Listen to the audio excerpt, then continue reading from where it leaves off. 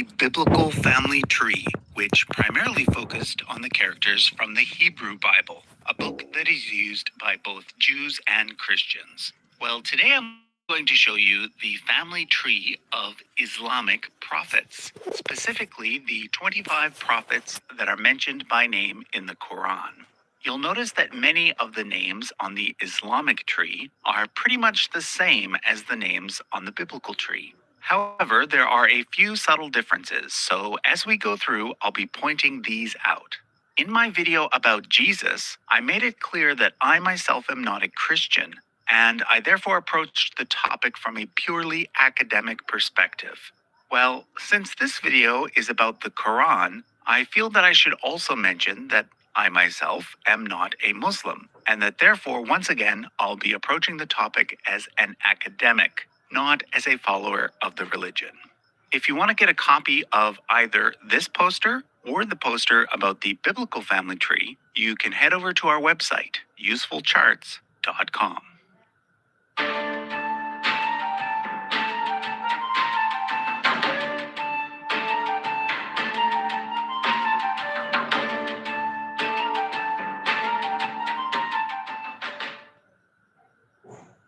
So the first thing you'll notice about the Islamic version of the family tree is that it does not include any images of the various people on it.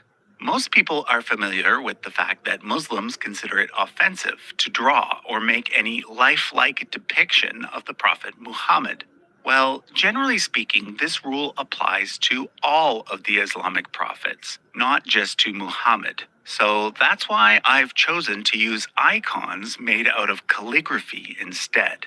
And by the way, the artwork was done by my good friend Siawish from the Islamic history channel Al Muqaddimah. So shout out to him for his great work.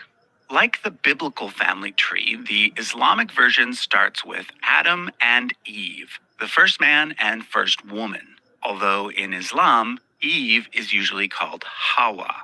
Another major difference that I should point out is the fact that the 25 individuals highlighted on the Islamic chart are all considered to be prophets, whereas on the biblical chart, the word prophet is only used for certain individuals, such as Moses or Elijah.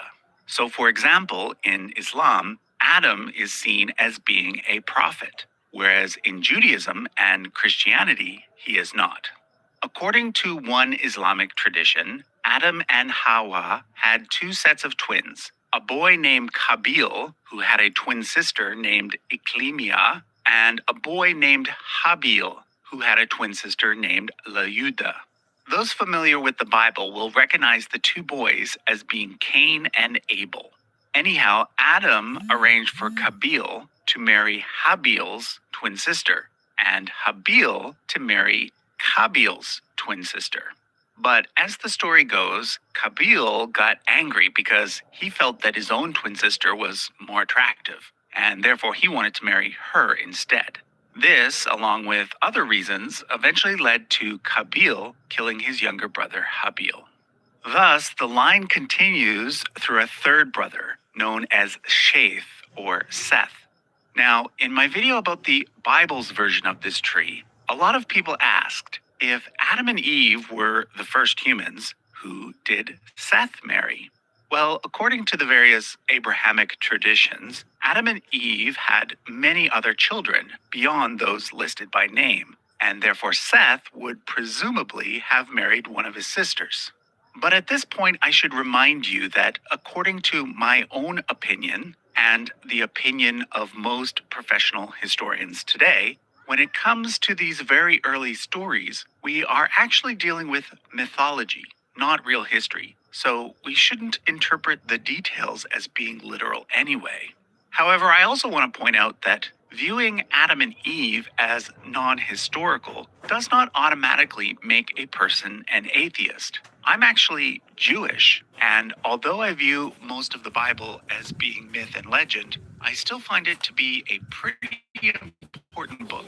I know that many other Jews, Christians, and Muslims hold similar positions.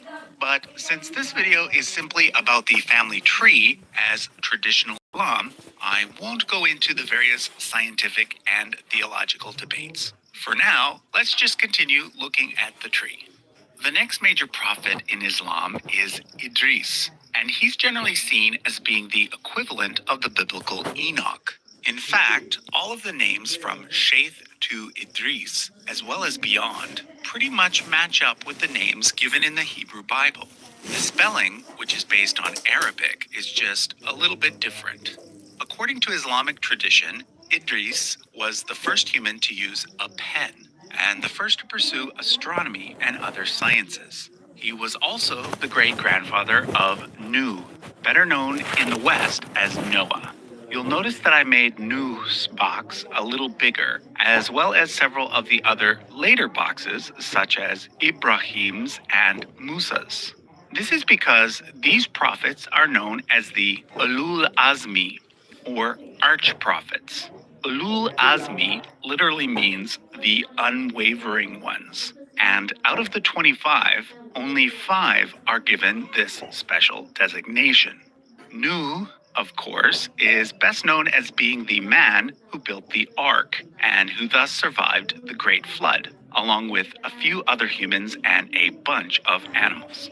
One main difference between the Bible's version and the Quran's version is that in the Quran, Nu had 4 sons instead of just 3, and that his 4th son drowned in the flood, as well as Nu's wife, in both cases because they did not believe Noah's message.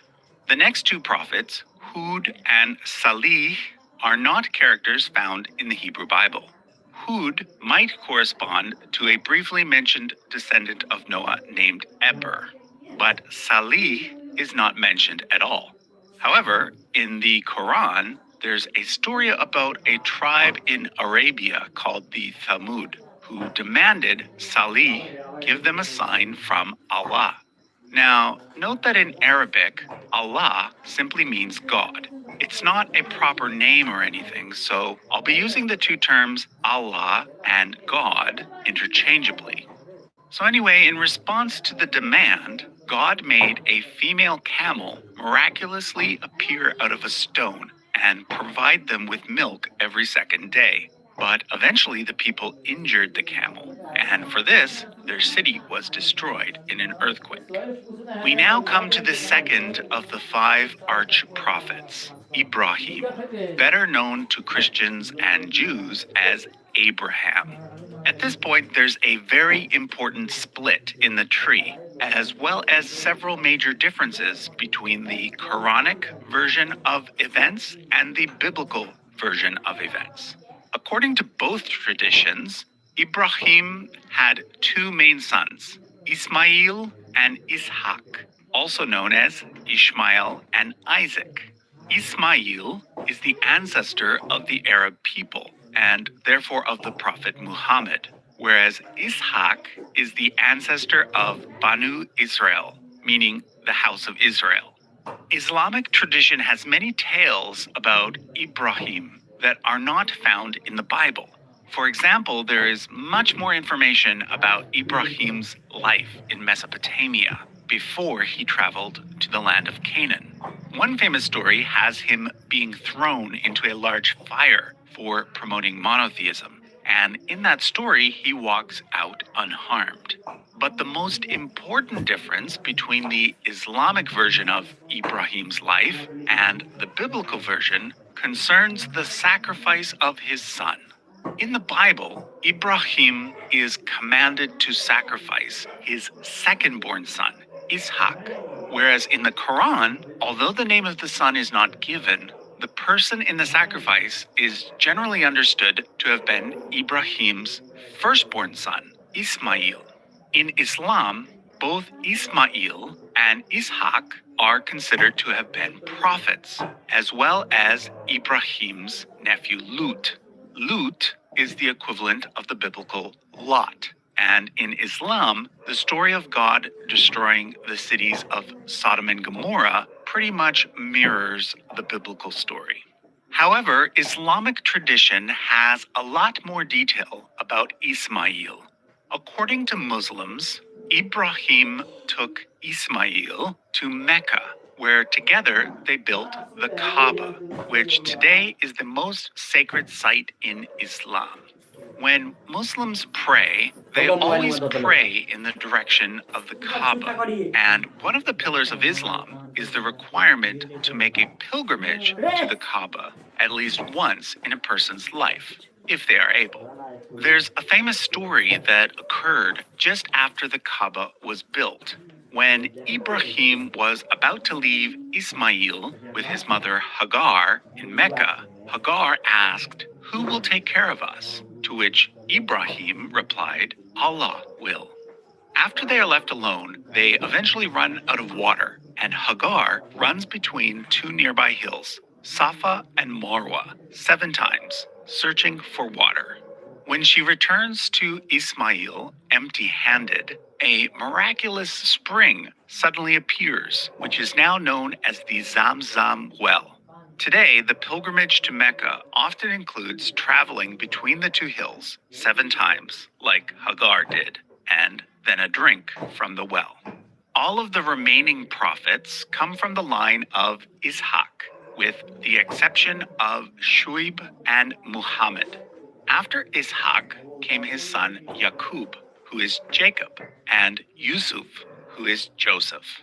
In the Quran, most of the prophets are mentioned, often in passing, here and there throughout the book, as opposed to in just one place. However, Yusuf is unique in that his story is told, well, as a story.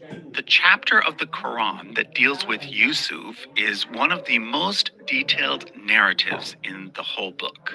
Generally, the story follows that of the biblical account, with a few extra details. Basically, Yaqub had 12 sons, out of which Yusuf was his favorite. His other brothers were jealous and ended up throwing him in a well, where he ends up being sold as a slave to Egypt, to a man named Al-Aziz, who in the Bible is known as Potiphar.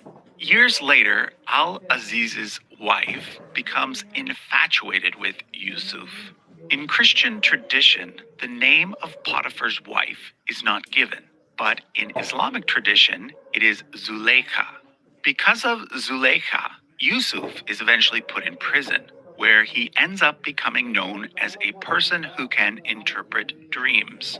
To make a long story short, he ends up correctly interpreting the dreams of the pharaoh, for which he is then made vizier, or prime minister, of the entire country. The next 2 prophets do not come from the line of Yaqub. In Islam, Ayub, who is known as Job in the Bible, is thought to have been a descendant of Yaqub's brother Al-Alias, aka Esau, whereas Shuaib is thought to have been a descendant of another son of Ibrahim, known as Madian. Interestingly, although Islam originated in Arabia, only 4 of the 25 prophets named in the Quran lived there. Shuaib is one of those 4, the others being Hud and Salih, who I mentioned earlier, and of course, Muhammad. I should also mention that although only 25 prophets are mentioned in the Quran, it is traditionally understood that there